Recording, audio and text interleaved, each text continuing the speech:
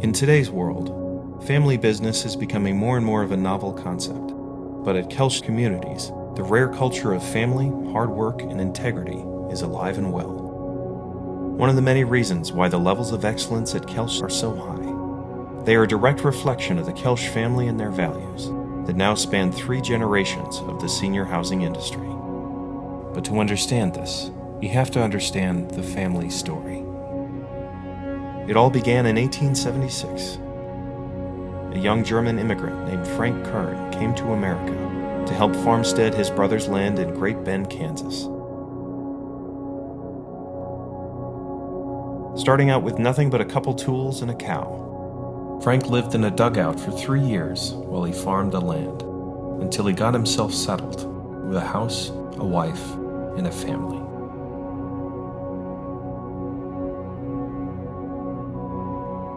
Then, in 1911, Emil Kels, another young German immigrant, found his way to Middle America in Great Bend, Kansas. In need of work, Emil serendipitously crossed paths with Frank Kern. Though Frank couldn't help much, he knew both men were from close neighboring towns in Germany. So we offered a helping hand, giving Emil a place to stay and some work in the farm sandpit. And it was there at the farm where Emil got to know Frank's youngest daughter, Elizabeth. He soon married her, took over the farm, and had 5 children of his own. He never left till the day he died. And of the 5 children, there was Morris, Emmett, Vic, Mary Lou, and Rose.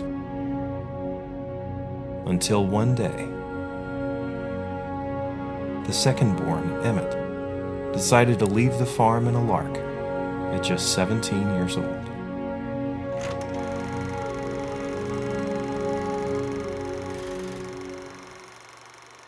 His friend invited him to go along the trip to see his uncle in Longview, Washington. And so in the car, they jumped and they took off one afternoon. And on the way out of town, the friend said, "Hey, Em, I want to stop by and see my girlfriend on the way out of town." And my dad said, "Hey, that's great. It's your trip. I'll follow you." So into the house he went to see his girlfriend. My dad said, "I waited and I waited and I waited." He said 5 hours later, he said, the guy came out of the house and he said, "Emmett," he said, "we've decided to get married, and she's going to come along with us." Off to the courthouse they went. My dad stood up for him. They all 3 jumped to the car, and down the road they went west. They got there, and my dad found work immediately at a farm, milking cows out in Lexington, Washington, just real close to Longview. My dad had continued to find employment. His parents kept writing him, say, "Hey, Emmett, come home, and maybe it's time to come home." He kind of kept finding excuses not to come home.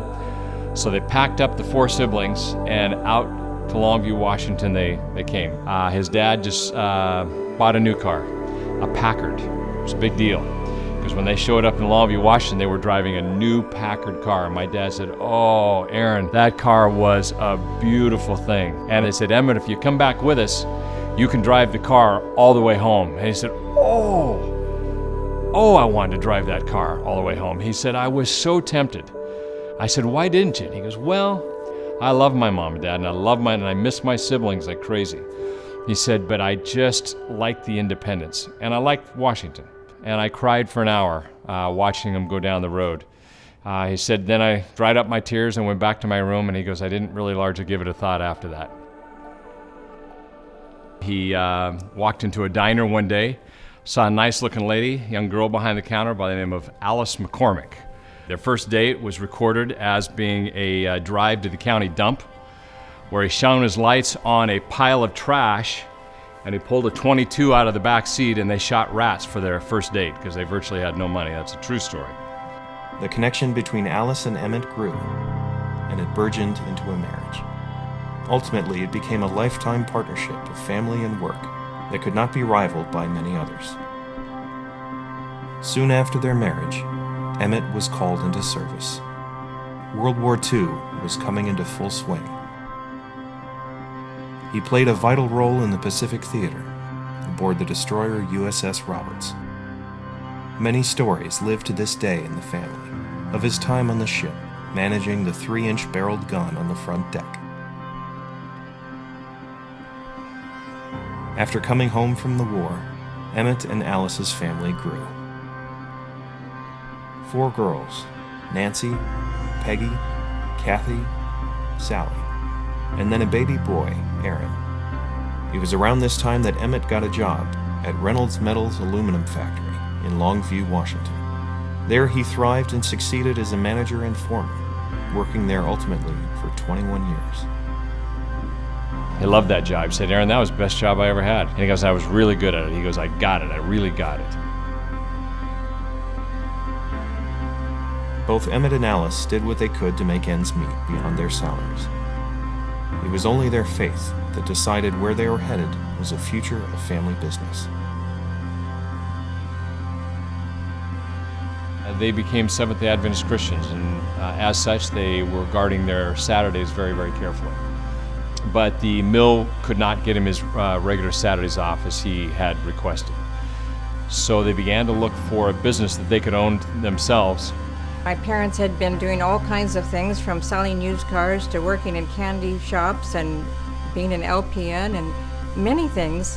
One day I came home and they'd sold our house. And they sold it because they'd found an old broken down empty nursing home that they wanted to try to come back to life again and get into the nursing home business. A lady by the name of Mrs. St. John, and she was willing to sell the old building to my parents for $50,000. That was a lot of money back then. And there was nobody in their right mind that was going to lend my parents $50,000. So they talked Mrs. St. John into carrying the note. She became the bank, so to speak, on that little nursing home called the Monticello Hall. It's been around 50 years since we've all been at the former Monticello Hall here together in one spot. And only 2 people are missing, Mom and Dad. Yep. They moved all of their kids into the basement of that first nursing home. About a year and a half or so later, I was born, and so I was born in the basement of a nursing home, is my story. Right, yeah. Oh man, I had rounded this corner. I remember distinctly, this is how we'd come in. We had a table right here, and then Mom would bring food down from upstairs, and this was our dining area. Which they wouldn't let you do now.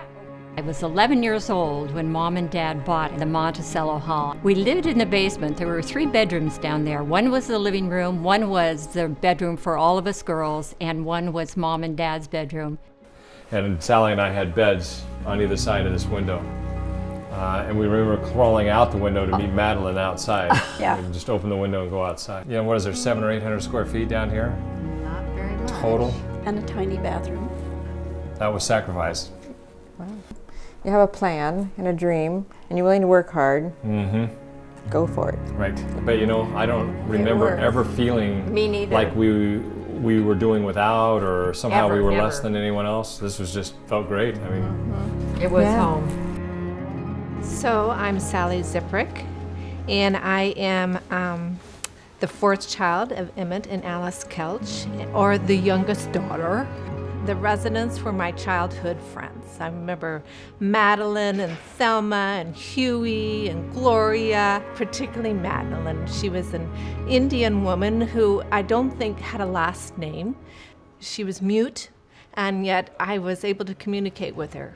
I actually have baby blankets that were made by residents here. oh sure. That were for our child. Oh, You still yeah. have them? Wow, Kat. Through high school, we had summer jobs working there, and then when our boyfriends would come home for weekend vacations, they got to work the first half of the day in the facility. Eventually, my boyfriend and I married, and my husband learned the business from my parents. They filled that first nursing home up and then realized we were living in revenue-bearing space, and you can't do that. They put a single-wide trailer right against the wall in front of me here, and I remember distinctly that the hallways were so narrow that my sister Sally and I had to turn sideways to get down the hallway. Over the next 15 years, Emmett and Alice bought or built almost all of the nursing homes in Cowlitz County, including the new nursing home that Mrs. St. John had built across town. And in 1971, they began to develop a groundbreaking concept. I remember around dinner tables conversations about a new idea, about an idea for people who didn't need to live in a nursing home but could not live independently on their own. Something we call assisted living today, but that term was not developed then. But they came up with the concept and built a community called the Delaware Plaza. By the time it started, I was married and had a family, and when I heard about my parents wanting to do this adventure, I thought, oh, how can they do that? It's expensive, it's a gamble, what are they doing? And from day one, that was a success, where we offered meals and housekeeping and some medication management. It was the first purpose-built assisted living community that I'm aware of anywhere in the state of Washington, perhaps anywhere in the country. All their lives, they've been hardworking, industrious, ingenious, really. And I just have thought how much I've appreciated just the atmosphere in which we worked. Mom and Dad's can-do attitude has just been a tremendous blessing to me. One summer, it was my job as activities director to load this van up and take him to doctor's appointments or whatever. On the first day, I pulled out of the driveway and I clipped the first car I could and tore off the bumper. And with it loaded with the patients. And I was like mortified. So I ran in, told my dad what I had done, and he was super gracious. That's okay, we'll just tear the bumper off and I'll talk to the people. It was no big deal. And that was Dad, right? That was Dad. He was always pretty gracious. Yeah, which is just our dad, making people are more important than things. That was always my dad's mantra. Over the course of time, Emmett and Alice's partnership in business grew as they expanded across Washington state. And when it came time to plan for their retirement, the couple sold all of the facilities to their 5 children, giving each of the children some seed money that they could, in turn, use to start a business of their own. At that time, I had graduated from college and had taken a job in Chicago, Illinois with a company back there. After 4+ years with that organization, we decided to start our own company. And so in 1988, I left Wisconsin. We moved to Southern California, where we built our first community in a town called Victorville, California. We built the Sterling Inn, which is still in our portfolio to this day, and we're very proud of it. Slowly building upon the success of Sterling Inn, Aaron began to build what is considered today Kelsh Communities. With his wife Judy by his side, the couple expanded their business back into Washington state, where they began to operate the very buildings that Emmett and Alice had built before them. With a desire to differentiate themselves from the rest of the industry, Judy Kelsh took a unique approach to interior design. By using historical photos, artwork, and local decor, she created a backdrop of nostalgia for residents to live and exist in a home-like environment. Bit by bit, Aaron grew the company to greater heights, expanding the business into new markets, building upon its rich history.